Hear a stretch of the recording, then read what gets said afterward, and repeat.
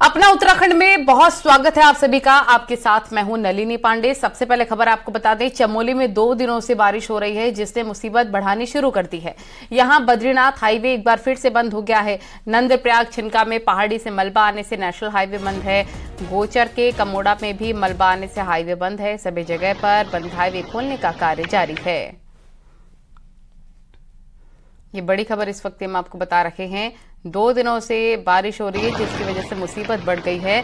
Badrinath highway एक बार फिर से बंद हो गया है। नंदप्रयाग छिनका में पहाड़ी से मलबा आने से नेशनल हाईवे बंद है। गोचर के कमोड़ा में भी मलबा आने से हाईवे बंद है। सभी जगह पर बंद हाईवे खोलने का कार्य जारी है।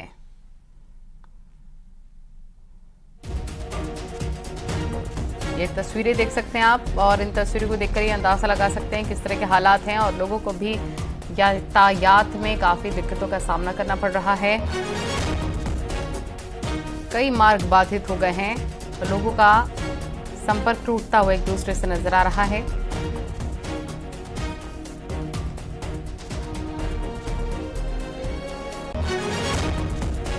तो ये बड़ी खबर आपको बता रहे हैं, 2 दिनों से जो लगातार भारी बारिश हो रही है उसकी वजह से हालात काफी आउट ऑफ कंट्रोल, क्योंकि चमोली में बद्रीनाथ हाईवे बंद हो गया है। पहाड़ से मैदान तक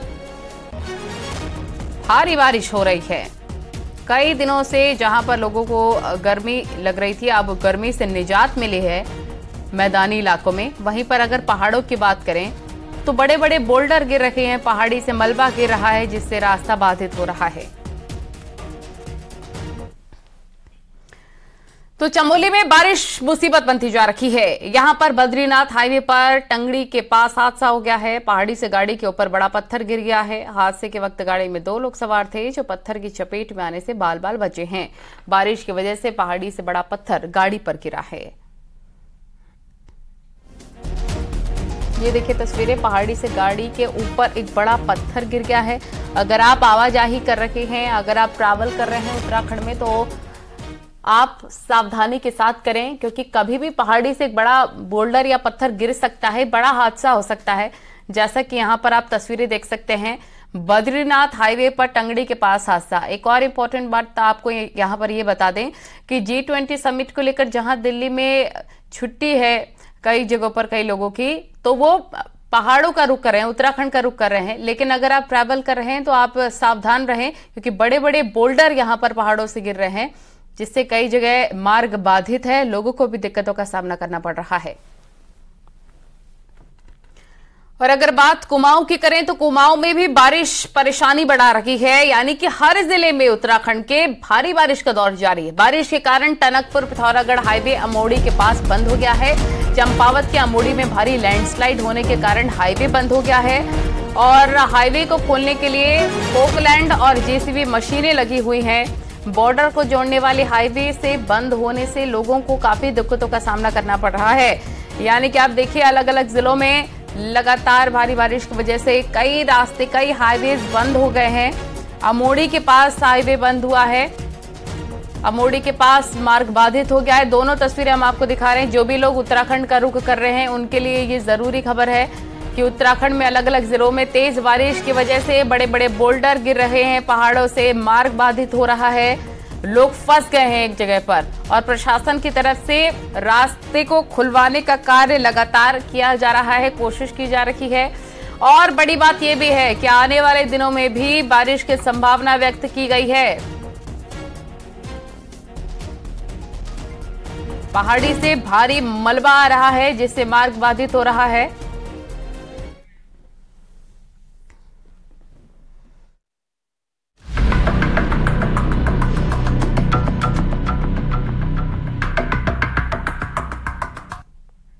और अब बात कर लेते हैं डेंगू के डंक की, क्योंकि पहाड़ से लेकर मैदान तक डेंगू ने अपने पैर पसार लिए। वहीं पर चिकनगुनिया ने भी अब दस्तक दे दी है।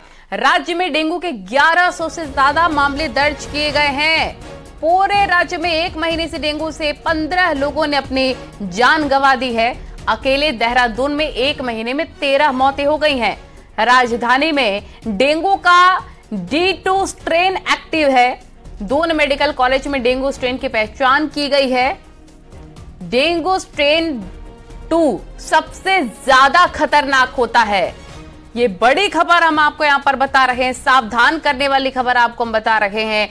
डेंगू से तो अभी निजात मिली नहीं है उत्तराखंड की जनता को, चिकनगुनिया भी आ गया है। और बड़ी बात यह भी है, डेंगू स्ट्रेन 2 जो कि सबसे ज्यादा खतरनाक होता है। विशाल गर्ग हमारे सहयोगी तमाम जानकारी के साथ देहरादून से लाइव जुड़ गए हैं।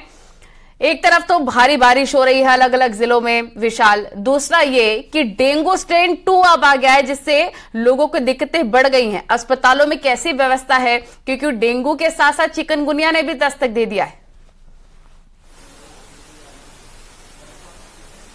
बिल्कुल, देखिए साफ तौर पर ये कहा जा सकता है कि डेंगू और चिकनगुनिया की जहां दस्तक जारी है, तो वहीं पर D2 स्ट्रेन जो है वो एक्टिव हो गया है और ये कहीं ना कहीं खतरनाक भी है। ऐसे में जो लोग यहां पर पहुंच रहे हैं, जो मरीज यहां पर पहुंच रहे हैं, उनको इलाज देने के लिए व्यवस्था यहां पर की जा रही है, ताकि यहां पर जो लोग आए उनको बेहतर उपचार दिया जा सके। आपको यहां पर दिखाना चाहेंगे कि लगातार जो लोग हैं यहाँ पर अपना इलाज कराने के लिए पहुंच रहे हैं और बड़ी संख्या में अस्पतालों का रुख डेंगू मरीज कर रहे हैं। तो ऐसे में कहा जा सकता है कि जो D2 स्ट्रेन है वो कहीं ना कहीं डराना शुरू कर रहा है लोगों को, क्योंकि मेडिकल कॉलेज में ही एक रिसर्च में पाया गया कि D2 स्ट्रेन जो है वो सामने आया है। आमतौर पर कहा जा सकता है कि 4 वेरिएंट ये डेंगू के होते हैं, लेकिन जो D2 स्ट्रेन है वो सबसे ज्यादा खतरनाक माना जा रहा है। D1, D2, T3, D4 के बाद जो ये D2 स्ट्रेन है ये काफी खतरनाक है। और इसी को देखते हुए व्यवस्था की जा रही है चाक चौबंद, क्योंकि पहाड़ से लेकर मैदान तक डेंगू अपने तेजी से पैर पसार रहा है। और राजधानी देहरादून में ही लगभग 700 मामले सामने आ चुके हैं, जिसके बाद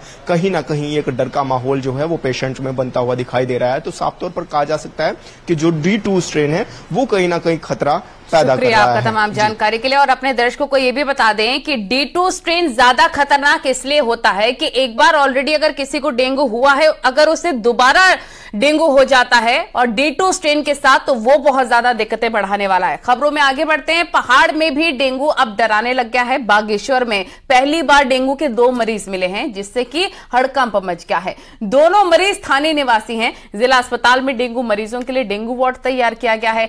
5 बेड का ये वार्ड बनाया गया है। सीएमओ ने डॉक्टर्स को अलर्ट पर रहने के निर्देश दिए हैं। सुष्मिता थापा हमारी सहयोगी तमाम जानकारी के साथ हमारे साथ जुड़ गई हैं। सुष्मिता, बागेश्वर में भी डेंगू के केसेस सामने आ रहे हैं। अब इसमें कोई शक नहीं है कि बाकी के स्ट्रेन की तुलना में D2 स्ट्रेन बहुत ज्यादा खतरनाक है। जरा बागेश्वर में कैसी व्यवस्था है अस्पतालों में डेंगू मरीजों को लेकर, बताइए। देखिए, पहाड़ों में अमूमन जो डेंगू है वो देखने को नहीं मिलता था, लेकिन इस बार कल देर शाम जब कुछ रिपोर्ट सामने आई, उसके बाद एक हड़कंप सा बागेश्वर में मच गया है कि पहली बार जो 2 डेंगू के यहाँ पे मरीज सामने आए हैं, 2 केस जो आए हैं, उसके बाद डॉक्टर्स भी अचंभे में हैं कि किस तरीके से डेंगू होने लग गया है। तो इस चीज के लिए पहले से तैयार नहीं थे, लेकिन जब कल ये 2 मरीज यहाँ पे आए, उसके बाद आने फाने में डॉक्टर्स की टीम बुलाई गई। टीम बुलाने के बाद एक वार्ड तैयार किया गया। उसके बाद डेंगू को लेकर यहाँ पे अब जो जिला अस्पताल है वो अलर्ट मोड पे आ गया है। ठीक है, शुक्रिया आपका तमाम जानकारी के लिए। अलर्ट मोड पर अस्पताल प्रशासन, जैसे कि हमारी सहयोगी सुष्मिता बता रही थी। और बारिश की बात करें तो टिहरी में बारिश से लोगों को दिक्कतें बढ़ गई हैं। यहां पर नालियों की सफाई नहीं हो रही है, जिसकी वजह से बारिश का पानी सड़कों पर जम रहा है, जिससे लोगों को आवाजाही में दिक्कतें हो रही हैं। लोगों का आरोप है कि नगर पालिका ने नालियों और कई बार शिकायतें होने के बावजूद भी उनकी सफाई नहीं कराई है, जिसकी वजह से दिक्कतें हो रही हैं। वहीं पालिका अध्यक्ष साफ सफाई के दावे कर रही हैं।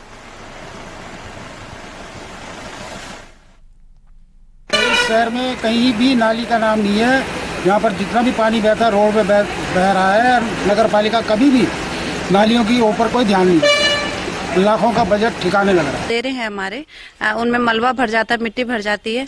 हमने 15 दिन से ये कार्यक्रम शुरू कर दिया है और मेरी जनता से भी अपील है कि अगर कहीं पे सफाई हो रही तो उसको फिर गंदा ना करें। ये हम सबका देश है और हमें इसे साफ रखने में सहयोग करना चाहिए।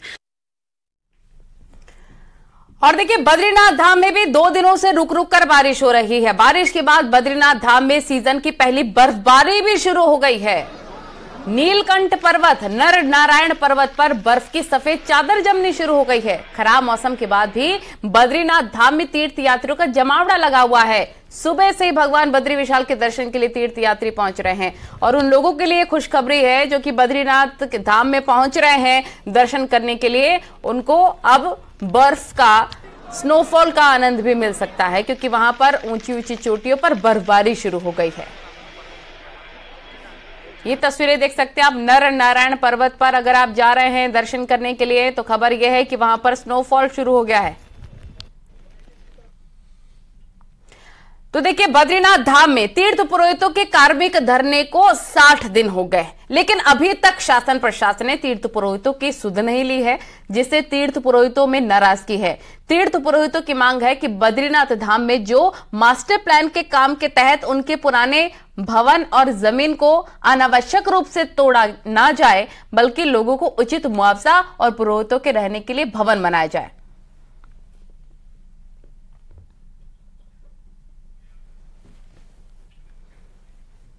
और जम्मू कश्मीर में गोली लगने से शहीद हुए गढ़वाल राइफल जवान दीपेंद्र सिंह रावत का पार्थिव शरीर पंचतत्वों में विलीन हो गया।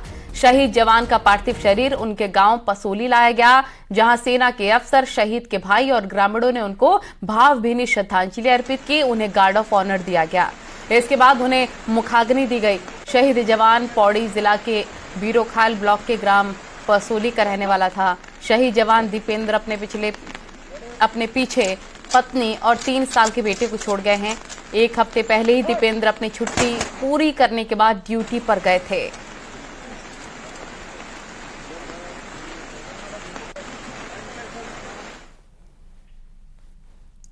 भारतीय वायुसेना के होनहार अधिकारी विंग कमांडर अनुपम गुसाई की लेह लद्दाख में हार्ट अटैक से निधन हो गया। विंग कमांडर अनुपम राफेल के पहले टेक्निकल अधिकारी थे जो फ्रांस में ट्रेनिंग लेकर आए थे। उनका पार्थिव शरीर वायुसेना के विशेष जहाज लेह से उनके देहरादून आवास लाया गया। इस दौरान सैनिक कल्याण मंत्री गणेश जोशी ने उन्हें श्रद्धांजलि दी।